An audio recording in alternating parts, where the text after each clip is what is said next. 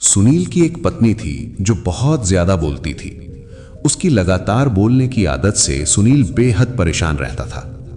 एक दिन उसे पता चला कि जंगल में एक संत आए हुए हैं। वो अपनी पत्नी को उनके पास ले गया और बोला, मुनिवर, कृपया इसे समझाइए, ये बहुत बोलती है। मैं इसे बार बार समझाता हूं कि कम बोले और शांत रहे, लेकिन ये मानती ही नहीं।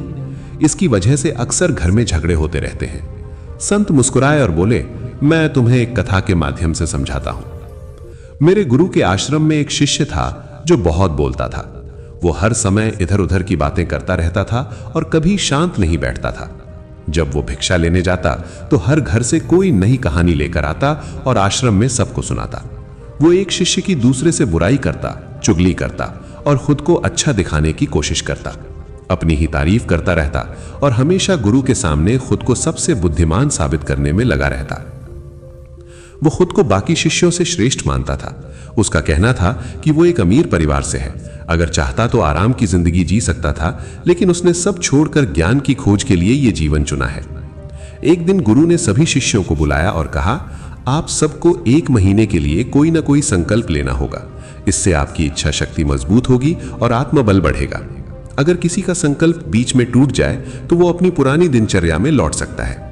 सभी शिष्यों ने अपने अपने अनुसार संकल्प लिए और चले गए, लेकिन वो शिष्य जो खुद को खास दिखाना चाहता था सीधे गुरु के पास पहुंचा और बोला, मैं कोई छोटा संकल्प नहीं लेना चाहता, आप ही मुझे कोई बड़ा संकल्प दीजिए। गुरु ने मुस्कुराकर कहा, क्या तुम उसे पूरा कर पाओगे? शायद नहीं।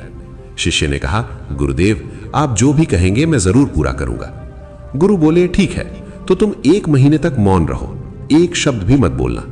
शिष्य बोला, यह तो बहुत आसान है। गुरु ने कहा, पहले इसे पूरा करके दिखाओ। शिष्य ने संकल्प ले लिया।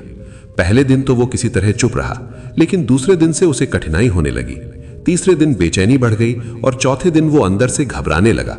आसपास सब लोग बातें कर रहे थे और वो भी बोलना चाहता था, लेकिन उसका संकल्प उसे रोक रहा था। कुछ दिन बाद वो बीमार पड़ गया। उसका सिर दर्द से फटने लगा, खाने पीने का मन नहीं करता था। वो गुरु के पास गया और लिखकर बोला, गुरुदेव, मैं बोलना चाहता हूं, बिना बोले मेरा दम घुट रहा है, क्या मैं संकल्प तोड़ दूं? गुरु ने कहा, संकल्प लेने के लिए नहीं होते, बल्कि उन्हें निभाने के लिए होते हैं, लेकिन तोड़ना भी तुम्हारे हाथ में है। अगर तुम इसे नहीं निभा सकते तो छोड़ सकते हो, पर याद रखो, अगर तुम एक छोटे संकल्प को नहीं निभा सकते तो जीवन को कैसे संभालोगे? ये बात उसके दिल को छू गई। वो वापस अपनी कुटिया में चला गया और खुद को सीमित कर लिया। धीरे धीरे 15 दिन बीत गए। बाकी सभी शिष्यों के संकल्प टूट चुके थे, लेकिन वो अभी भी मौन था। फिर वो गुरु के पास गया और लिखकर पूछा, मैं बाहर से तो शांत हूं, लेकिन अंदर बहुत शोर है, क्या मेरा संकल्प अभी भी जारी है? गुरु बोले, हाँ, लेकिन जब तक तुम दूसरों की आवाजों में उलझे रहोगे, मन बोलता रहेगा। तुम्हें एकांत में जाना होगा। शिष्य जंगल चला गया। कई दिन बीत गए, लेकिन वो वापस नहीं आया। लोगों को लगा कि कोई जंगली जानवर उसे खा गया होगा, लेकिन गुरु को भरोसा था कि ऐसा नहीं हुआ। 3 महीने बाद वो शिष्य लौट आया, लेकिन अब वो पहले जैसा नहीं था। उसके चेहरे पर शांति थी और व्यवहार में ठहराव। उसने गुरु से कहा, जब मैं गया था तब बाहर से शांत था, लेकिन भीतर बहुत शोर था। जंगल में भी शुरू में वो शोर बढ़ता गया, लेकिन धीरे धीरे सब शांत हो गया। तब पहली बार मैंने सच्चा मौन अनुभव किया। अब मैं बोलता हूं, चलता हूं, लोगों से मिलता हूं, लेकिन भीतर पूरी तरह शांत हूं। गुरु बोले, जब तक हम बाहर बोलते रहेंगे भीतर अशांति रहेगी, लेकिन जब हम भीतर की ओर मुड़ते हैं तब सच्ची शांति मिलती है। दुनिया के अधिकांश दुख हमारे बोलने से पैदा होते हैं। हम सुनना नहीं चाहते, सिर्फ बोलना चाहते हैं। इसी में हमारी ऊर्जा नष्ट होती है। उन्होंने आगे कहा, हमें उतना ही बोलना चाहिए जितना जरूरी हो।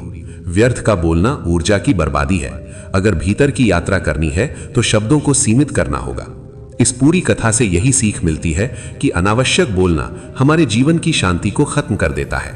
जितना हम अपने शब्दों को नियंत्रित करेंगे, उतना ही हम अपने भीतर की शांति के करीब पहुंचेंगे।